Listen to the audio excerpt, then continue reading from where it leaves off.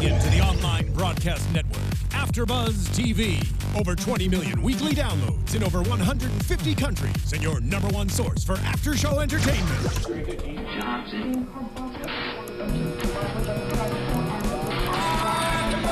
AfterBuzz TV, the destination for TV superfans. Producing aftershows for over 300 of your favorite TV shows.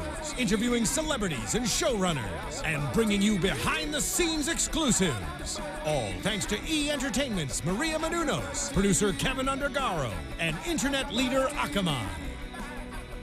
Now, let the buzz begin! Hello, everyone. This is the Good Wife After Show. We are Season 7, Episode 8, entitled Restraint. And I think we had a lack of that in this episode, don't you think? I'm Tara Johnson, and I'm here today with the handsome. That would be you I'm speaking of. I thought you were going to say my name. That wasn't what you were calling me off camera. That's not true, Bobby. What's up, guys? Bobby here. Allison's out this week. She is. She had to host an event, but she should be back with us next week, and maybe it'll be the three of us. Cannot get a three-person panel. This show deserves so much better. Like life happens and stuff happens, but like the show deserves so much better than people missing every week. I know. It's so crazy. Like this is the way, and this is the way this month is. Like Thanksgiving, holidays next month. Like this is how it's gonna be. But all that, I hope, doesn't get lost in the fact that this is such a damn good show. No, it's a fantastic show, and the season's a little bit different. I love it. I like this one better than last season, actually. Yeah, last season was a tad weird with Alicia and the election and all that kind of stuff, but like, we're back this week, but every time we have that, I can't remember the guy who's the general counsel for Ripple's organization. He's been on this show this season. I can't remember his name now. But whenever you open up an episode with he and Diane talking, you know it's going to be something. So let's talk Diane. Please. So Diane, to me, this was a Diane like watershed moment episode. And I jokingly would call it like the day Diane stopped being liberal, but we know that's not true because judging by what we saw at the end of the episode, she found a way to get out of it without offending anybody. Mm-hmm. One thing, before we get into it, one thing I didn't like, in the preview last week for this episode, shows can do whatever they want to tease, shows can do whatever they want to entice you. One of the leads on that preview was Margovsky saying, "You're trying to get me to get out of my court," whatever. Yeah. And it seemed like such a big deal. It did. And I thought Diane was going to get in trouble. She was going to be held in contempt. Something serious was going to happen. It comes up, and it's like in the last minute of her story, and then it's like, oh, we're done here. And you're like, wait a second, that was your lead during the teaser, and it got me to tune in. Like I would have watched anyways, but it got me to tune in. But like, think of a different way to like tease that. I felt cheated a little bit. Well, I have to say that argument with the judge in her entire story throughout this entire episode, it really was the turning point of that story because I was like, what the hell is wrong with Diane? Is this the same Diane we've always known and loved? She's going to I don't want to say the dark side. She's going to the other side. I'll be PC. For her, the dark side. But for her, the dark side. And so that argument was the first time in the entire episode I was like, wait a minute. Something's not right about this. Yeah. Diane would not risk everything, contempt, going to court. Like, she's a very smart attorney. And to piss off a judge that clearly she's had a relationship with and she stands in front of often over this, which she really... we all know she doesn't even believe in, just didn't seem right. Yeah. So maybe that's why they led with that. But, Margovsky, that ex parte conversation aside, and we can debate whether that conversation was taken at face value or if there was a secondary meaning in the conversation, Margovsky seems really together, really with it, really amenable to each side, and also funny and sarcastic. He seemed like a good judge, and we've seen some bad ones on the show. Yeah. So... that was, I think, Margovsky helping Diane get out of it with no repercussions. He was like, look, off the record, no bullshit, this isn't you. So on the record, I will be the bad guy to help you get out of it and still do everything legally correct, I don't think it was the setup. I thought he really believed Diane, because at that point in the episode, even I believed Diane. Because I thought she was getting, and it happens so often when you're defending things, because every time someone would say this is an abortion case, she would say, no, this is a First Amendment case. Yeah. And there are many, many times as an attorney, you have to stand by your position, regardless of what your personal issue is, and you have to keep people on topic, right? So she had to pull everyone off the abortion issue and say, no, this is a First Amendment case, and she believes in First Amendment. So I was like, okay, maybe Diane really is believing in this, but I got to a point I was just like, why so much? I mean, it gets to a certain point, again, as a smart attorney, where you just got to let things go, and she just would not let this go. But I think, I mean, at the risk of sounding way overly simple, when you're dealing with freedom of speech, freedom of expression, you can't give on anything, right? It's not just political. There's that whole undertone. Everything is political. This is one of the most political issues. But it's that anything remotely coming close to free speech, we as a country have just decided that we will not limit it except for, extremely limited ways, yelling fire in a theater kind of stuff. We will not limit freedom of expression no matter how unpopular it is, and even the mere suggestion of it on something like this should be met with tons and tons of pushback. And I think the brilliance of them in writing this episode the way that they did, the Kings and the writers, and doing this the way they did, is it was a shot at extremists on both sides. It was a shot at both left-wing and right-wing extremists of whatever, and whatever side of the aisle you fall on. If you fall on it as hard as the stereotype sides here in the courtroom, that is the extremes of the positions. That's extreme relative to the moderate positions. So it was a good way of them being able to shout out and kind of criticize, really, extremists without vilifying the right wing, because this show is very left wing. The people on the show are very left wing. The people who watch this show, you and I have talked about this. We're very left wing generally, and that doesn't hold always, but generally. So it's a deeper way for them to criticize extremes and to criticize the wings as opposed to the moderate realms of the party, without just going right wing bad, left wing good. They flipped it on its head a little bit. And so if you're a Diane fan, you're like, hey, I'm not into the right wing position here, but I can really understand this whole, end of extremes. It's more moderate. She's more nuanced. She's like, wait a second, this isn't just about abortion anymore. There's a deeper thing here. There's another nuance here. And it's like, huh. Well, I have to say, I thank the writers for it not being a straight episode about abortion, because in my opinion, when you talk about those type of topics, it's difficult to discuss. It's so personal to people. I don't think you and I could have done this after show. What did we say the first scene? Yeah, we were like, oh my gosh. Because we knew what it was. When you see the first video, you know exactly what this is about, talking about tissue or whatever the word she used was. And we're like, do we want to? No, we don't want to do this. We know what this is about. But the way that they spun it, it made it a little more palatable, and it made it a little more feeling fair for both, for both sides. We come down, I have a feeling, on the same side, on a very specific side of the abortion debate. But it made it feel a little more amenable to each side. Maybe I'm wrong. If there are really right-wing people out there who watch this show and they felt that they were portrayed unfairly or something, I would love to hear that. Yeah, I would love to hear that too, because I think by the end it really did become really about a First Amendment type of issue, about whether they had this conversation, whether it was protected. And not that you forgot the underlying theme. Clearly, you couldn't forget it, because Diane and Carrie were losing clients left and right because of it, so no one else out there was forgetting it. But it became really about the First Amendment, which we all so, like you said before, like we so protect that so much, regardless of, you're right, whether we like it or not. Did you ever get a feeling with Diane in this one too, not explicitly, but a little bit, when Margulies was saying, this isn't you, this isn't your case, that Diane was almost like, wait a second, are you saying that because of my politics or because I'm a woman, I can't do a pro-life case, that I have to be pro-choice? And it almost seemed like Diane wanted to prove him wrong a little bit, in like a girl power mode, almost like, hey, wait a second, this isn't advocating for women's rights, but as a woman, as a free person, I can make my decision. I thought that several times in this episode. I mean, when the episode first started, Diane was very clear in her position. It had nothing to do with her being a female. It was just, this is my position. And even the guy, when he approached her, knew her position. But I think as the episode went along, and it started when B. Wilson came and confronted her in the hallway and was like, what are you doing? How can you do this? And then the judge having the ex parte conversation with her. I do think it became a little clouded for her sometime in the episode, where it wasn't really about the issue. It was about, wait a minute, can you really tell me what I can and cannot do? Like, I got that feeling, especially when they started losing clients. She wasn't at all like, what do you mean we're losing tens of millions of dollars of billings walking out the door, which she normally does in these episodes. They talk about billings and clients and keeping them all the time.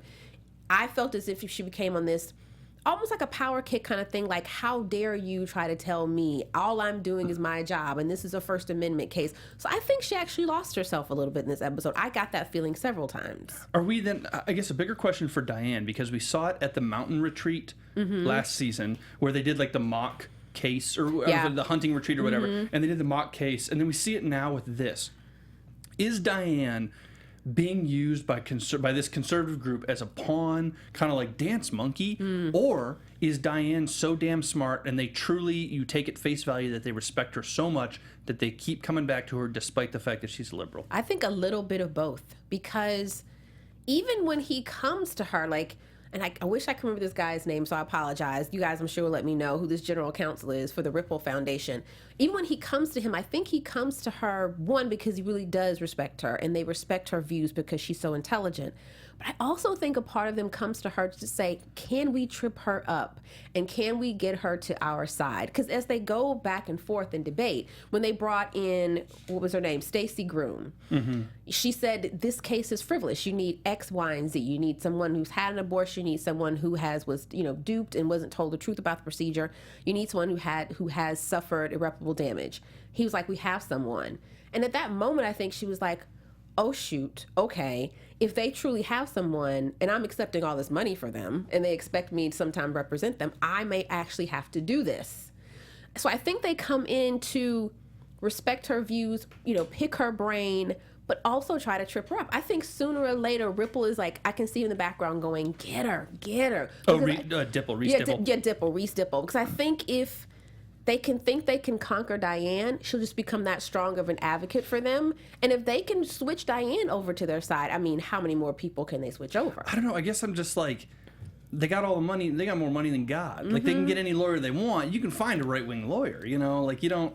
But I think the beauty of Diane is because she has such strong left-wing views. That they're almost using her as like a test case. Absolutely. Yeah. I think every single time. Yeah. And if they stomp her, then you're going to stomp the majority But then of people. that's like the opposite of the dance monkey. That's like the we respect you so much. You're our incubator. You're our case study. And we before we take this out into the real world, we do it in the case study with you. Right. And if you defeat us, well, we got to have a different plan in the real world. Well, that's what they do every single time. But if they can stomp her, then we actually might have something. Or if she keeps defeating them and their arguments keep getting stronger, she becomes that dance monkey dance thing again, where she's actually kind of playing right into a right-wing viewpoint and a right-wing worldview. And they'll say, well, we had this wonderful left-wing lawyer and she told us all the inside tricks, quote unquote, and now we have better arguments, and then right-wing legislation gets passed, and so on and so forth. Well, I'm waiting for the time that when it happens, because remember when Diane took on this client, they were really hurting for clients at the time, and they need serious billing. I can't remember who did they lose Chum Hum or something that episode where they lost like millions of dollars on a major client. So when she met this guy, they were in desperate need of billing, of billable hours in a different client. When she took the client, she said to him, I don't really feel right about this because I feel as if there's going to come a time when you're going to ask me to do something that I don't want to do. They've asked it numerous times. Yeah. So I'm waiting for the episode where she says enough is enough. Because I believe sooner or later it's going to have to happen, where enough is just simply enough. How many times can I stand in front of a judge, stand in front of other attorneys and people in this legal community who know me and know my feeling? And even if it is your job as an attorney to fight and advocate for your client, regardless of your personal views, sooner or later with the issues that they're conquering, you feel compromised. Yeah. I'm not saying it's prediction, but I do believe sooner or later that she's going to have to make that choice. I think it's interesting too, and maybe this is just my personal experiences recently, but I hope it's true of all of us at some point, that whatever your politics are, right or left or center or other, Diane is a good representation right now of maybe the politics of a lot of people who watch this show, as Alicia tends to be, as a lot of the characters tend to be. You watch things that align with your worldview, culture, that sort of stuff. And so Diane right now is going through something, especially in this episode. I jokingly was like, this is the day Diane stops being a liberal. And that's not true, but Diane is going through something in this episode where she realizes that her politics, her worldview, is not 100% correct. Like, Diane, she starts doing this because it's her client and she kind of does it against her will. But then, and I think we're both, she starts believing it, whether it's true or not. And she's like, this is free of speech. This is First Amendment. This is a different issue. And it's like, hey, this very left-wing person who's advocated very publicly for left-wing causes with left-wing clients is all of a sudden like, hey, there are gray areas. It's not black and white anymore. I'm not always on the left anymore. I'm somewhere in the middle sometimes, and that's okay. Right. And I hope that's something we all go through politically, culturally, all this stuff, to say, hey, all these tried and true facts in my head may not be as factual as I believe. And it doesn't mean you abandon your principles, and she certainly didn't abandon hers, but I think she comes away maybe a little better for the wear. Yeah, I think we all have to go sometimes back and forth and really think about why we feel the way we do, because different things come up every day where you're like, wait a minute, okay, I know this is my position, but in this situation, maybe my hardline rule doesn't really work. Maybe life is a little more gray than all of us want to believe. And I think that's what happened to Diane in this episode. And isn't that, I mean, this is going so broad, so it's ridiculous, but isn't that an ultimate political commentary in this country right now? Everything is black and white, everything is left and right, everything is so delineated. It's like, well, if you talk to like actually a majority of the country, they fall left and right and stuff, but somewhere in the middle of where the extremes have been made to be by parties and the media and whoever you want to blame. And I think Diane's kind of a representation of that. Here's my general thrust. She generally goes to the left, but it's not as simple as you think. Right. I was just surprised by how these other organizations, I think it was the National Women's Council and the Justice Center, I mean, they have to support these really like liberal views. Yeah. But normally in life, relationships, things happen. For them to yank their business from them so quickly. That's politics, though. It was just amazing to me. It's about politics, though, because then there will be people online, because we see this all the time of so-and-so supports such and such. Well, let's boycott such and, it's like, and that's just the way that it is now. And I get voting with your dollars and boycotting, and that's all rights as Americans that you have. Like, it's, nobody's saying don't do it. But because of that environment, especially with the internet now, too, and that's where these videos, that's the controversy of the videos, you want to put it online. In that environment, man, I mean, everything has to be just so political. Everything is so partisan. There's no depth. There's no, you can't have an hour-long conversation about this because people need a 20-second soundbite. Right, so, that's true. That's true. It's for as many people who watch Good Wife and maybe get something like that out of this, and we could be off base, but I don't think we're too far off base.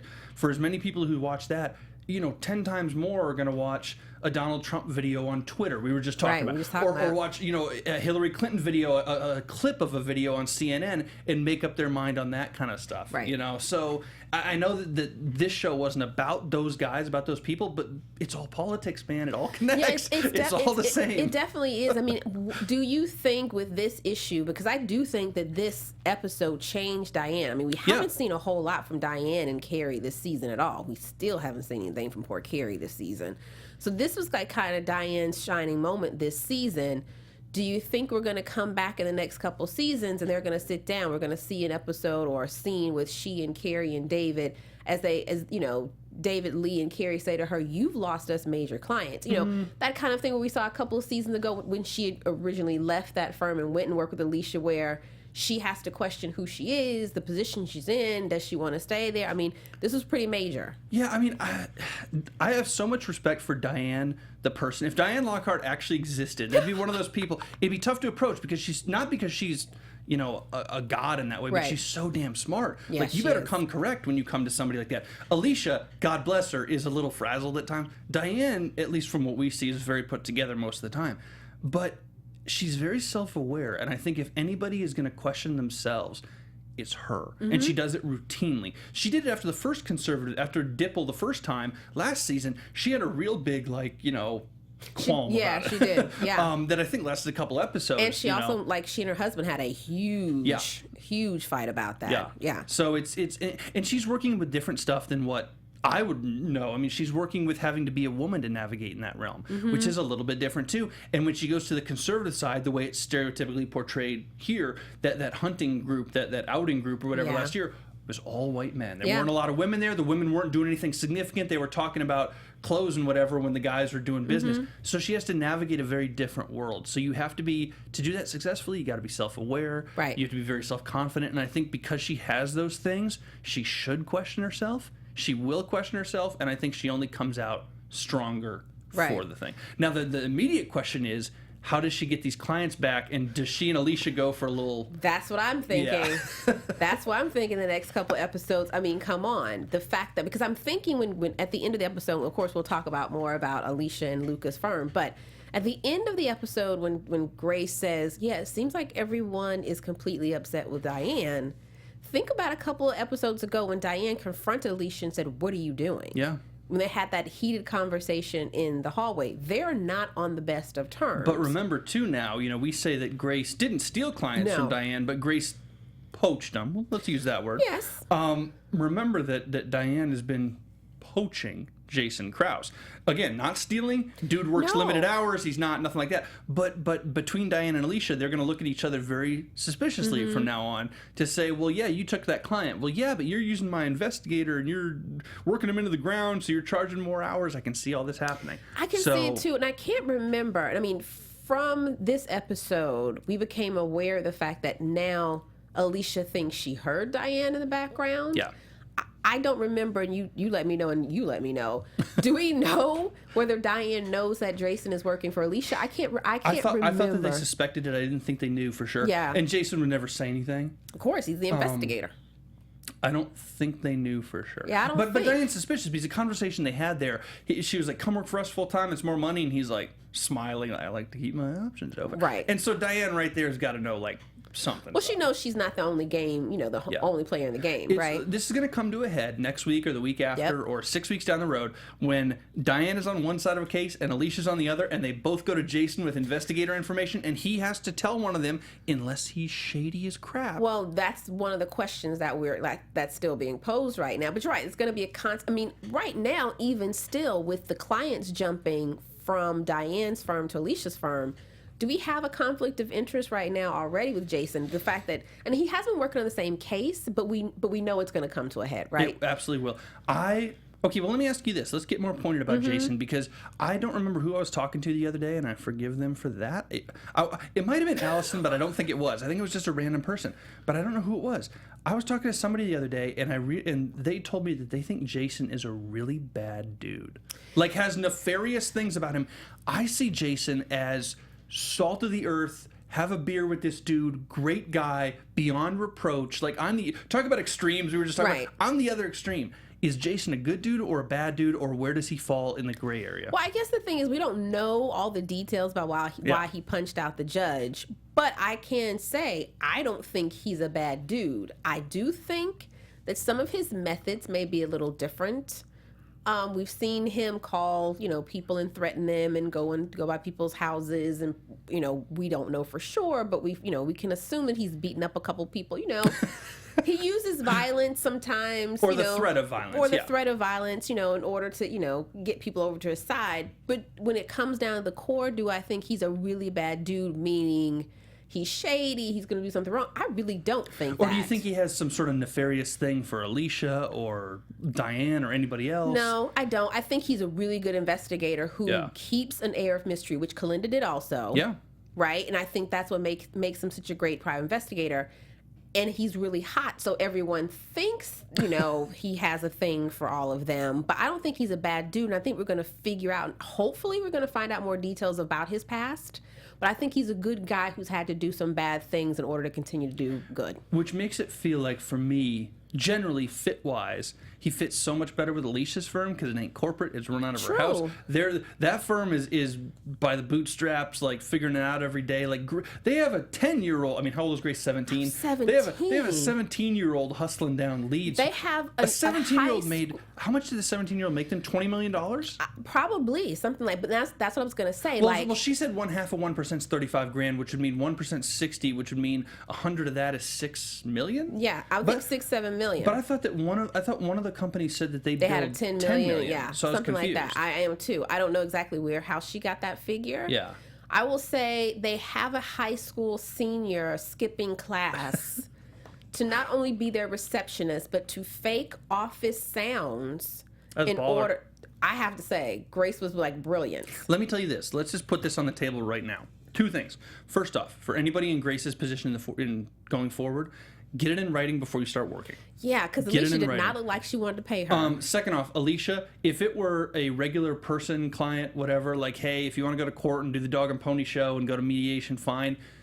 Pay your goddamn daughter. Yeah. That to me is going to ruin that angle of the show if Alicia balks at paying Grace, or like you got to follow up on this. You have to follow up on this. You know how okay, this is going to sound like a really weird comparison, but you know how whenever there's a horror movie or anything and there's an animal, like there's a pet dog or something involved, and the killer comes to kill somebody and they kill the people, And afterwards, they always show that like the dog is there whimpering You have to with the so- people, you have or to like the show. dog ran away. You have to show the dog was okay, because otherwise we're sitting there like, Yeah. no, the people. We don't care about the people. It's the dog. It's the dog. Like we're worried about that. This, in a weird way, is kind of similar to that. Absolutely. You got to like at least show Alicia giving her a check and then move on. You have to show that. I mean, when Grace went to her mom and said, I really want to help, Yeah. that was really sincere. And I have to say, there's not a ton of really sincere people on this show who have like, she really had like no other motive. I thought it was ballsy of her to even ask her mom for a percentage. I don't blame her. Times are hard. Yeah. You got to pay for college. I get it.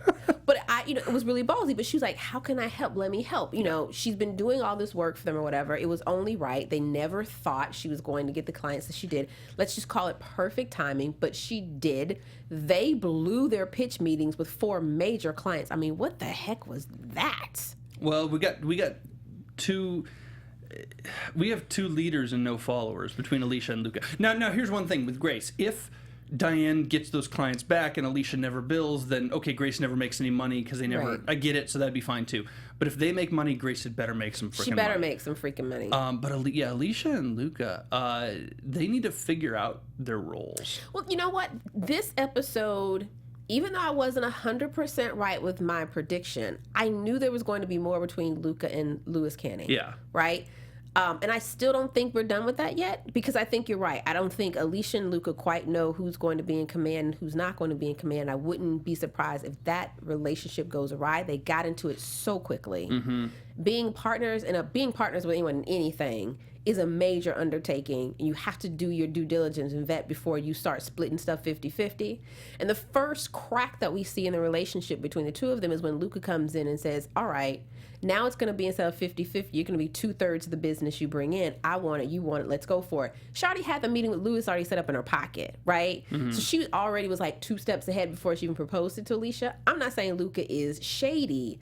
I'm just saying that relationship is going to see some additional cracks. Yeah, it will, but I got to say, like, I'm looking at it the other way, because a week ago today, in this very hour, same hour, on this very panel, sitting in this very chair, because Allison was where you're sitting. How about that? I said, maybe at this very minute, about 7 days ago, I said that I'm a little skeptical of Luca Quinn, and I think she might be a little dirty. And Luca, who went to Canning and could have gotten a job, could have been that whatever. That job offer was crappy, though. Like, come on, Louis. Okay, but I'm just saying, like, it was $120,000 plus 10%. I'm just saying. Excuse me. First year lawyers in major cities like that. I mean, I don't know about Chicago. Chicago's a little bit different, but like first, and this was years ago that I know, but first year attorneys in New York at major firms make $125,000. And I'm not trying to say that it's like that is a lot of money. That can change a lot of people's lives, but I believe Louis can come up with a little bit more than that. Well, you'll be buying food tonight after the show, Tara. I'm just saying. Tara, my favorite lawyer, my favorite litigator. I'm making that. No, but I would have expected Shady Luca to go with Canning or do something else, or keep him to herself. I don't know what else. But she came right back to Alicia. They celebrated like schoolgirls. They were like, can you believe he showed it to? It was like 2 people talking about like a high school crush or something. Yeah. You know what I mean? It was like 2 young people gossiping. So for her to come immediately back to Alicia with that gave me a point in her book that she's not as shady as I thought she's going to be. So hat tip to Luca for... I disagree. Really? I do. I think because Louis offered her $90,000 salary. He offered her a $30,000 guaranteed bonus and 10% of the business. So why don't you just offer her $120,000? Like, if you're going to guarantee the bonus, just give her $120,000. I don't know. I don't get it. I don't know. And then he threw out 4 clients he would give. So I'm not sure if in the system that they had going on, because this wouldn't be business she was bringing in, she would have 4 major clients, not really sure with the compensation. But for her to go back and take it back to Alicia and poach them, she can potentially get 2/3 of the billings from these 4 clients based on their new arrangement. I just realized not that we're wrong about this, but we're looking at this the wrong way. Of those 3 people, Canning, Luca, Alicia, who is the most devious? Of course, Louis Canning. Why aren't we looking at it from his perspective? What if he knows this is what Luca's going to do, and she's going to go right back to Alicia? These are either A, my 4 worst clients, and if you can take them, poach them from me. I hate them. Or B, he knows that they won't come. He knows that Luca and Alicia are going to look bad because Canning just gets people like that. And Canning has a bigger play to make Alicia look like a fool down the road. I think he thought Luca was going to take the offer. I don't think we've seen the last of this Luca betrayal of Lewis Canning type of thing. I don't think so at all. I think he thought, I'm going to lure her with these 4 clients. She's going to come in, and then it's going to open the door for Alicia. He's still after Alicia in some shape, form, or fashion, whether it be for good or for bad. Like, yeah, that's what I was saying. But he's after her. So if this plan doesn't work, we will see him again. 100%. Yeah. Maybe the best thing that could have happened to them as far as the Lewis Canning thing is that they didn't get these 4 clients from him. Because if they were so ready to jump ship, then clearly, you're right, it wasn't working between those clients and Cannon and Associates anyway. If he was so easily, so ready to get rid of them. So you're probably right, they aren't the best ones. They sounded great. You could travel the Caribbean and open out the hotels and all that. I mean, they sounded great, but clearly they weren't the best clients. Yeah. Lewis doesn't give anything up that easily. Something's but Canning. Canning, of course, we're going to see him this season because I still think wants Alicia. Luca, I don't know. And my question now is, Grace has secured all of this new business for them. Their new arrangement is you get 2/3 of the business you bring in. Grace brought in these 4 clients. Who gets 2/3? Alicia. See, I would argue that's not right. Really? If I were Luca, because Grace is just the secretary or whatever. If I were Luca, and I would also argue if I were Luca, why did you promise her a half a percentage of the billings without covering with me? We're 50-50. My name's on the door. That's what I would do as Luca. I mean, $35,000 when you're getting $6 million or whatever the calculation may not be a big deal. But for someone who's 4 years out of law school, used to be a bond attorney, no offense to any bond attorneys, she's potentially looking at, that's an extra $17,000, $18,000 out of her pocket. Mm-hmm. You can't make, Grace those promises, taking the percentage from me. If you're going to pay Grace at $35,000, $36,000, it has to come out of your cut. But what is your cut? Because we're not doing 50-50. You're not going to, I wouldn't give Alicia 2/3 of that business. Yeah. Because Alicia wasn't on the phone and on the laptop, faking sounds. That was Grace. Yeah, I just, if I'm Luca, and I know that there's TV life and real life, and in TV life, everything is devious, so we're looking at Luca what's she going to do? There's going to be something devious. In real life, you get where you are, where you go based on connections. Let's be real. Skills matter, resume matters, being not a jerk matters, but connections make a difference. And if I'm Luca in real life, I'm like, hey, this is the wife, however much, this is the wife of a man who is, I guess, at the top of the presidential race or right now. Right behind Hillary, and just in case Hillary doesn't work out. Yeah. This is the equivalent of a real world, it's not a personality comparison, but like a Bernie Sanders or a Marco Rubio or a Donald Trump, that level of person in the presidential race. This is his wife.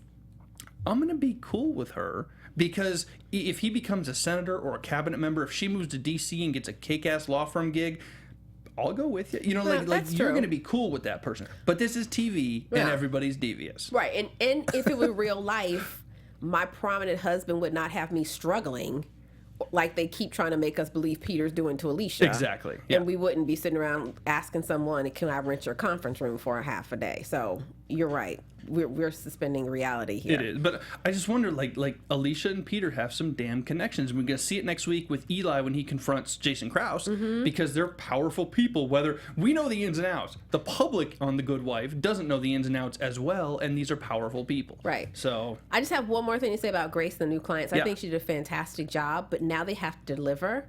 And it wasn't as if Grace was misrepresenting the law firm, but the fake sounds in the background, I never heard her say they had 6 attorneys like Luca did in their pitch meeting, that kind of thing.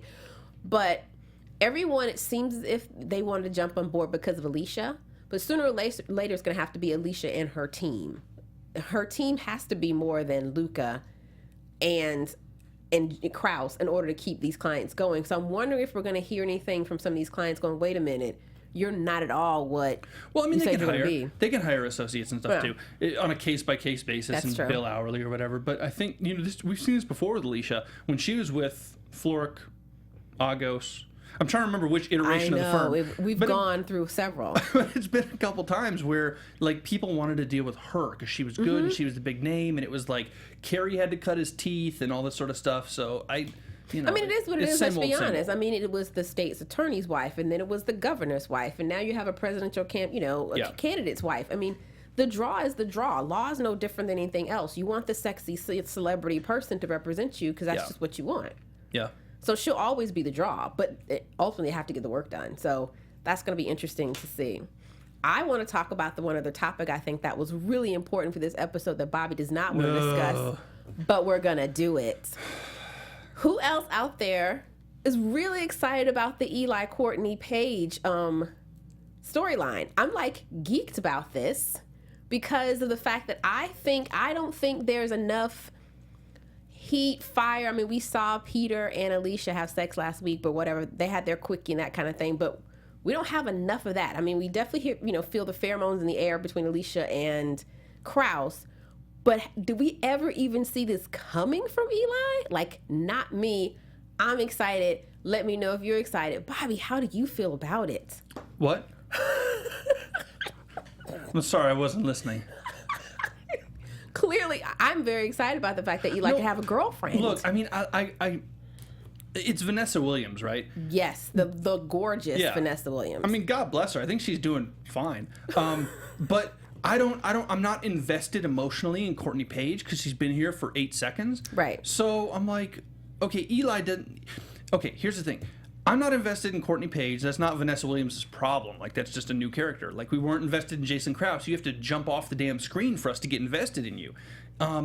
So I'm not invested in her, so I don't really care. And from Eli's side, this dude is the most, like, look up the word political in the dictionary, and that's Eli. Totally. So, what are you talking? There's no love. There's no relationship. No, like, but there's an attraction. There's a crush. And this is a different side of Eli. You saw him try to crack a joke. Yeah, and that was the worst joke ever. Like, I'm not buying it at all. I don't care about it at all. I'm not interested in it at all. If there's different characters have different roles, and I want to watch Alicia's relationships because obviously, right. I want to watch whomever else's relationships, and Jason and what happens, and Johnny from last year, the campaign manager. Yeah. Like, those things are interesting. Peter's are interesting for a different reason.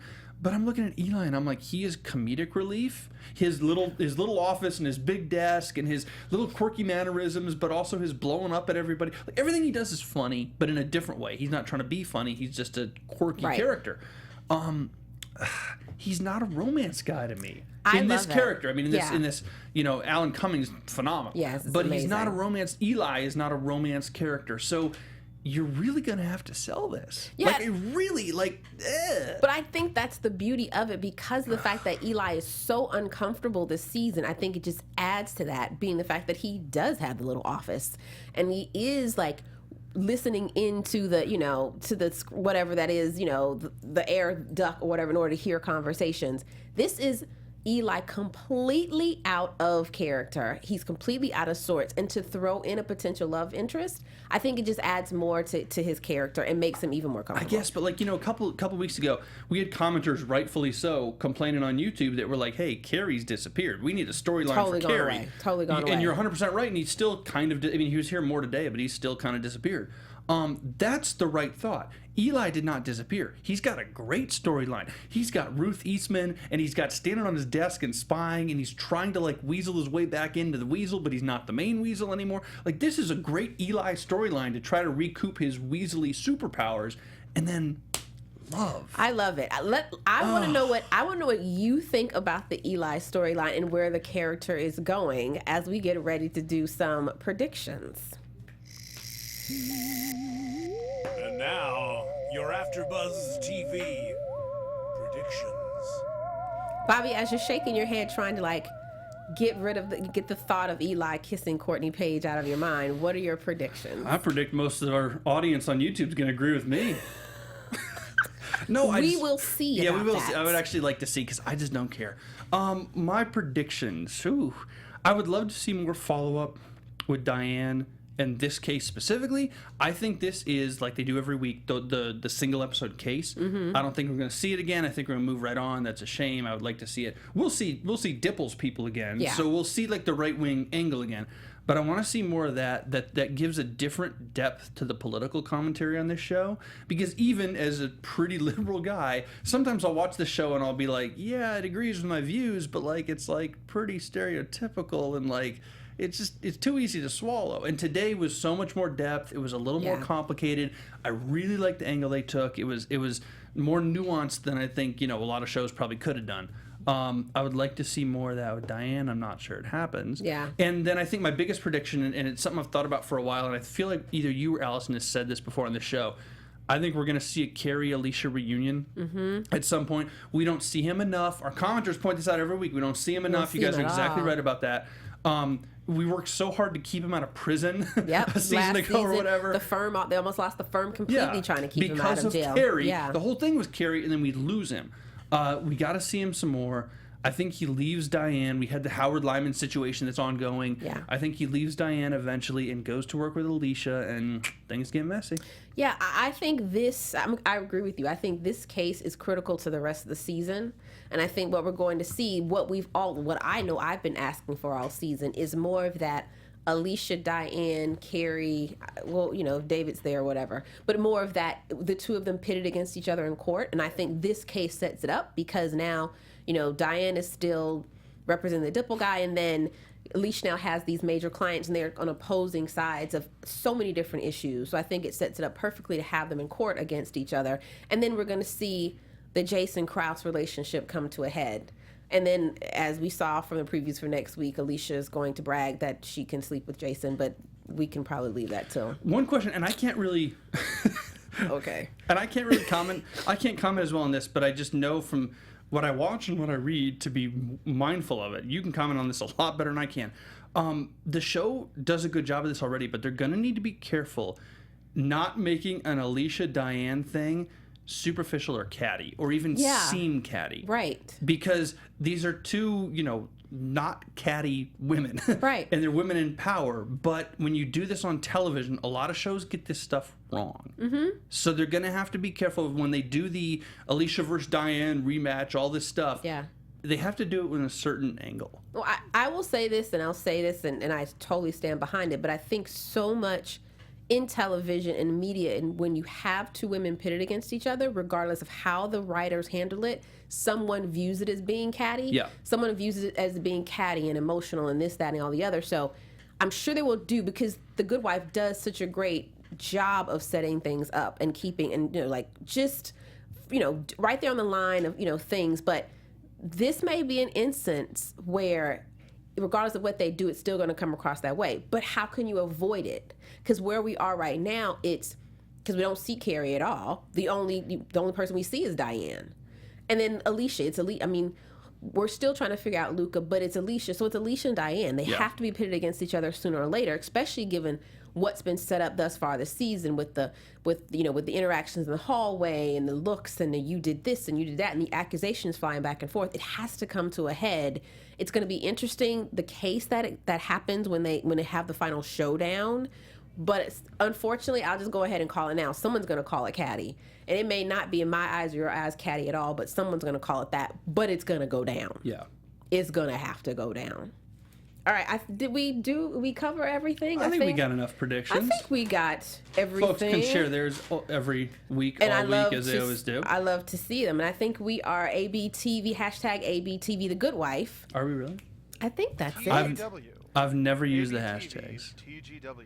ABTV, TGW. TGW. I was corrected by our fantastic engineer. And Bobby, I think that's it for us this week. Bobby, let them know where they can find you. You guys can find me on Twitter at Bobby DeMuro. I'm going on the hashtag right now. I don't use the hashtag. Like if you want to get me, just tweet me. Yeah. So I'm going to look at the hashtag right now because I never use it. And I'm Tara Johnson. You can find me on Instagram and Twitter at TJ Wagging Her Tail. And also you can check out my women's talk show, wordswinewomen.com. We will be here next week, I think, but 100%. Yeah, we will. We'll see about the lineup, but we will have a show next week. We will have a show next week. In spite of Thanksgiving. And we will say to you happy Thanksgiving, because by the time we meet again, we would have had our turkey day. So happy Thanksgiving, everyone. Enjoy all the food and your family and all the fun, and we will see you next time.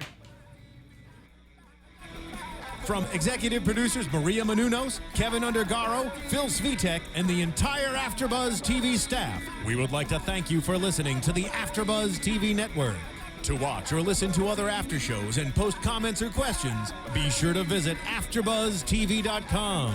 I'm Sir Richard Wentworth, and this has been a presentation of AfterBuzz TV. Buzz you later. The views expressed herein are those of the hosts only and do not necessarily reflect the views of AfterBuzz TV or its owners or principals.